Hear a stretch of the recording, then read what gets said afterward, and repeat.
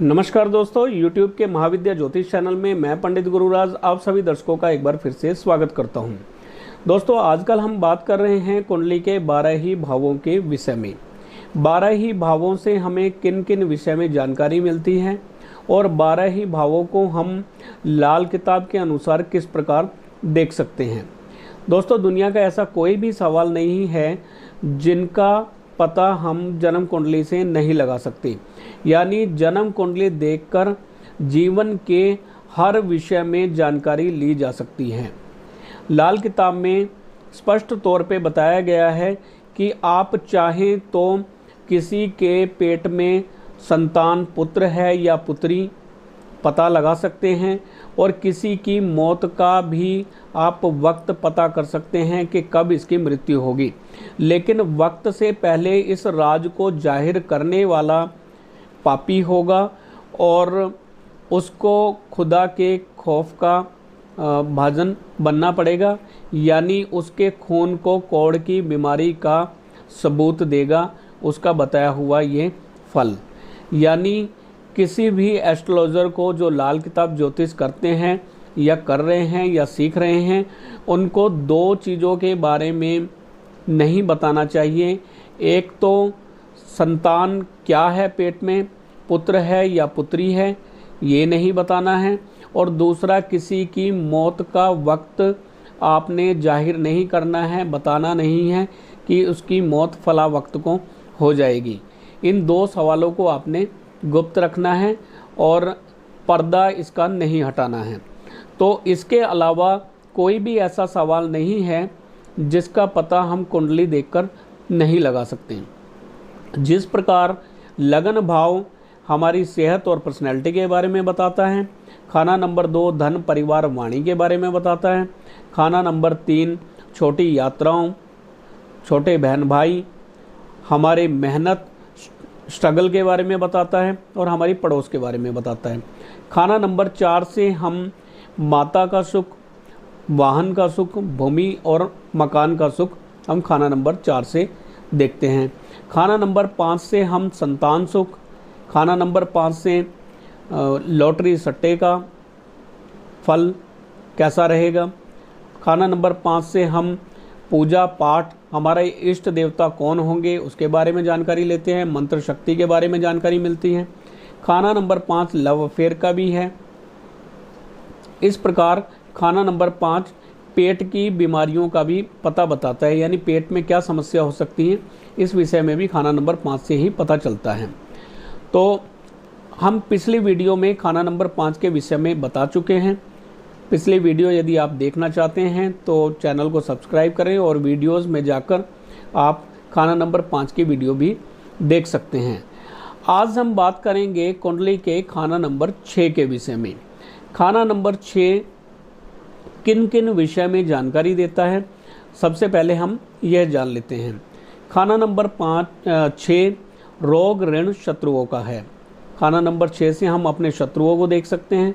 खाना नंबर 6 से हम ये जान सकते हैं कि हमारे पे कितना ऋण रहेगा, ऋण होगा या नहीं होगा, या हमारा लोन कोई पास होगा या नहीं होगा, ये भी खाना नंबर 6 से पता चलता है। खाना नंबर 6 हमारे रोगों के बारे में जानकारी देता है कि कौन कौन से रोग हमारे जीवन में आ सकते हैं।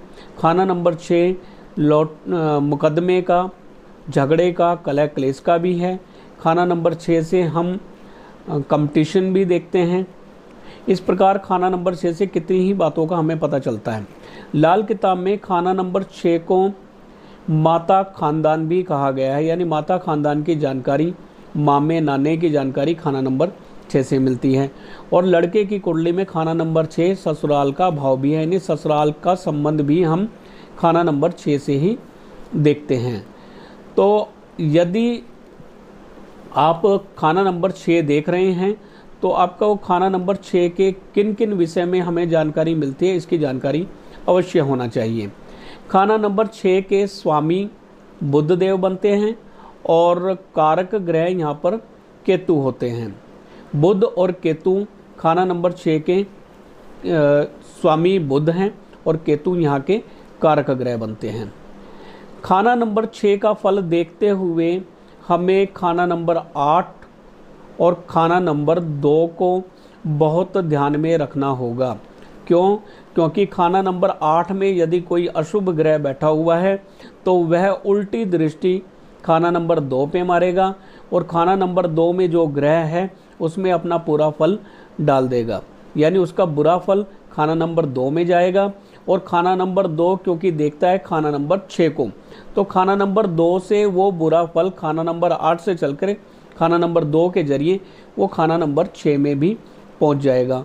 और खाना नंबर 6 क्योंकि देखता है खाना नंबर 12 को, तो खाना नंबर 6 का बुरा फल खाना नंबर 12 में भी चला जाएगा। और याद रहे क्योंकि बुध इस कुंडली के खाना नंबर 6 के स्वामी हैं और केतु यहाँ के कारक हैं, तो जो भी ग्रह खाना नंबर 6 में बैठता है उसका प्रभाव वहाँ भी जाता है जहाँ पर कुंडली में बुध केतु बैठे हों और शुक्र बैठे हों। बुध केतु शुक्र कुंडली के जिन भी भाव में बैठे होंगे खाना नंबर 6 के ग्रह का असर वहाँ पर भी जाएगा।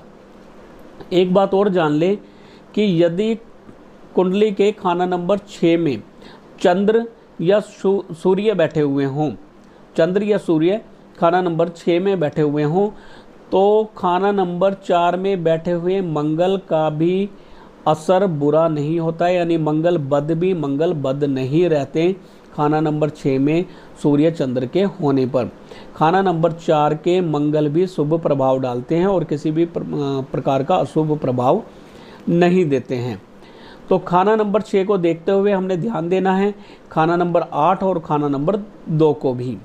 और यदि कुंडली के खाना नंबर 12 में और खाना नंबर 2 में कोई शुभ ग्रह बैठे हुए हैं, कुंडली के खाना नंबर 12 और खाना नंबर 2 में यदि कोई शुभ ग्रह बैठे हुए हैं और खाना नंबर 6 खाली है, तो खाना नंबर 2 क्योंकि देखता है खाना नंबर 6 को, तो 6 में किसी ग्रह के ना होने पर खाना नंबर 2 का ग्रह सो जाएगा। और खाना नंबर 6 क्योंकि देखता है खाना नंबर 12 को, तो 6 में कोई ग्रह न होने की वजह से और 12 में जो ग्रह बैठा हो उस पर किसी की दृष्टि न होने की वजह से वह ग्रह भी सो जाएगा। और इस प्रकार हम खाना नंबर 2 में जो शुभ ग्रह बैठे हुए हैं और खाना नंबर 12 में जो शुभ ग्रह बैठे हुए हैं उनका शुभ फल प्राप्त नहीं कर पाएंगे और खाना नंबर 6 भी 2-12 के शुभ फलों से वंचित रह जाएगा। तो इसलिए खाना नंबर 6 में 6 को क्रियाशील करना बहुत ज़रूरी होता है और खाना नंबर 2 और 12 के ग्रहों को जगाना भी बहुत ज़रूरी बन जाता है। खाना नंबर 2 और 12 के ग्रहों को जगाने के लिए हमें एक छोटा सा काम करना होगा, यानी व्यक्ति यदि अपने मामा के खानदान की लड़कियों की सेवा करे, उनकी सहायता करे, मामे खानदान की यानी मामा की लड़कियों की या मामा खानदान की लड़कियों की अगर वो सेवा करे, उनकी सहायता करे लड़कियों की, तो खाना नंबर 6 कार्य में आ जाएगा और खाना नंबर 2 और 12 के ग्रह जाग जाएंगे।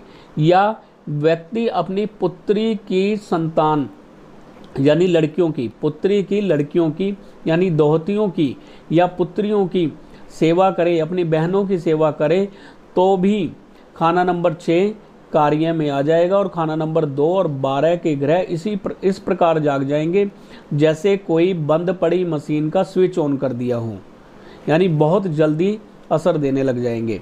तो याद रहे खाना नंबर 2 और 12 के ग्रहों को जगाने के लिए खाना नंबर 6 को हमें कार्यशील करना बहुत ज़रूरी है। और 6 को जगाने के लिए हमें क्या करना होगा, मामे खानदान की लड़कियों की सेवा सहायता करनी होगी या अपनी पुत्री यानी दोहतियों की हमें सहायता या सेवा करनी होगी।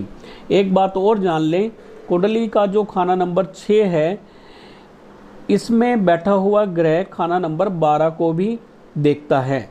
और याद रहे खाना नंबर 6 खाना नंबर 2 को नहीं देखता है, ना खाना नंबर 6 का ग्रह खाना नंबर 2 को देखता है।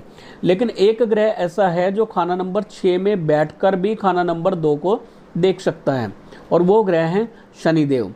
शनिदेव यदि कुंडली के खाना नंबर 6 में बैठे हुए हैं तो वो अपने उलट दृष्टि से खाना नंबर 2 को देखेंगे, 2 के ग्रहों को देखेंगे और खाना नंबर 2 में यदि उसका कोई शत्रु या मित्र भी बैठा है तो भी उस पर अपना बुरा प्रभाव डालेंगे, उसको बर्बाद तहस नहस कर देंगे।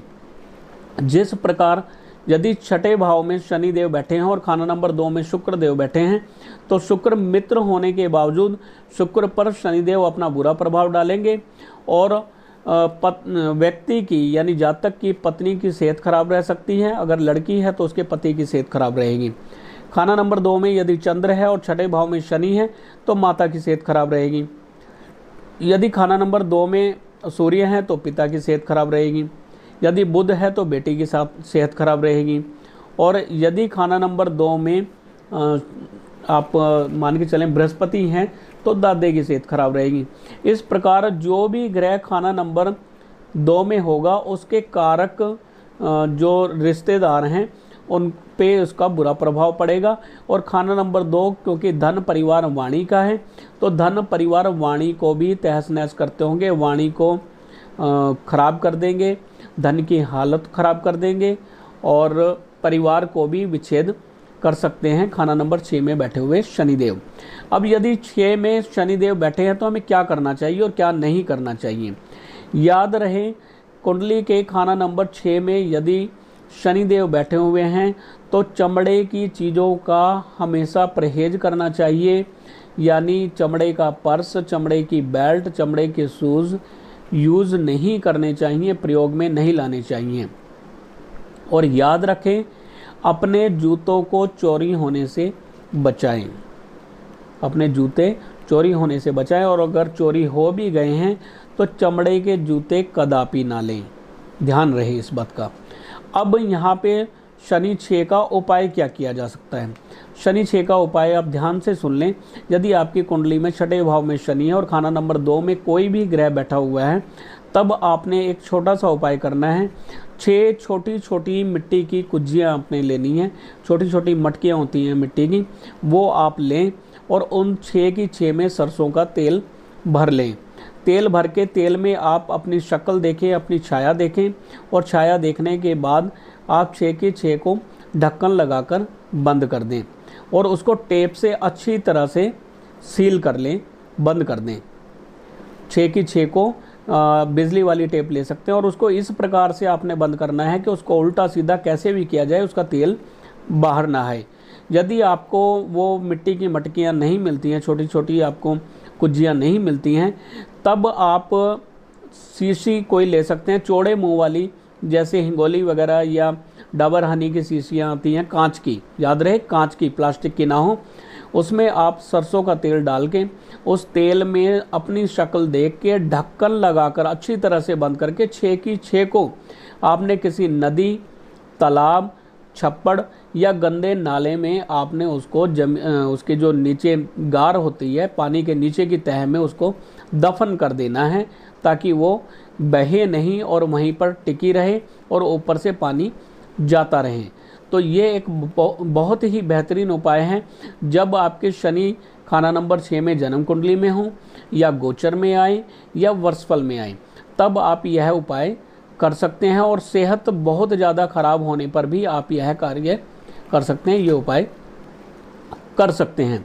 तो इस प्रकार आप कुंडली के खाना नंबर 6 का उपाय कर सकते हैं।